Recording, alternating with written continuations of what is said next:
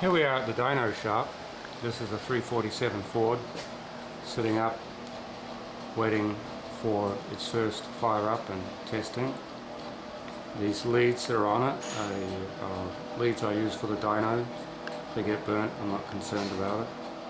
It's a Street Demon carburetor, something new from Holly after they bought it from Berry Grant. See here, the headers have thermocouplings in them. They measure the exhaust gas temperature, what we call EGTs. The water is fed via this pump, pulling water out of the bottom of this tower, and it's pumped up to the motor, and it comes out of the motor into the tower, and the thermostat is set and monitored by this gauge here, so that the engine runs at a consistent 175 degrees.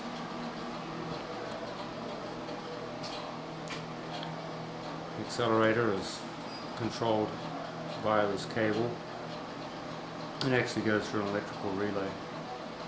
Those are air fuel ratio sensors hooked to the oxygen sensors down here on the exhaust, one on either side, so we can see the air fuel ratio in real time. Here you can see the actual dynamometer brake. Water is fed via these hoses to the brake, and that's how the energy is absorbed.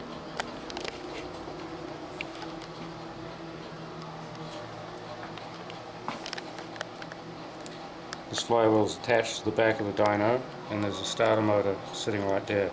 So we're able to start an engine up using the dyno starter rather than attaching a starter to the engine itself, which is a big deal for Fords, because Fords like to hang their starter off the transmission. It requires a bell housing.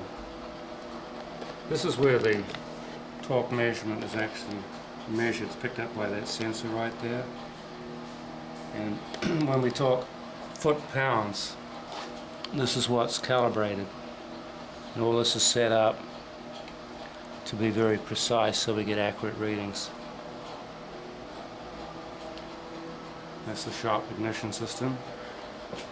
My ignition system on this particular motor is a ready-to-run distributor and a coil. Nothing complicated. All we do is run one hot wire from the key source.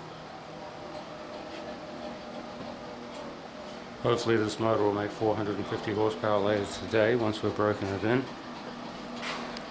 can see here I haven't connected all the March serpentine pulley system, but once the engine's finished I'll do that. That's the brief tour of the dyno room. I'll tell you what, let's take a quick look at the monitor. Bulletproof glass.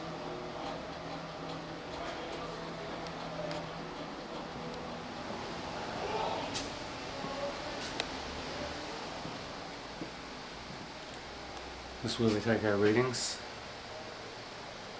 We'll have video of this running a little bit later today.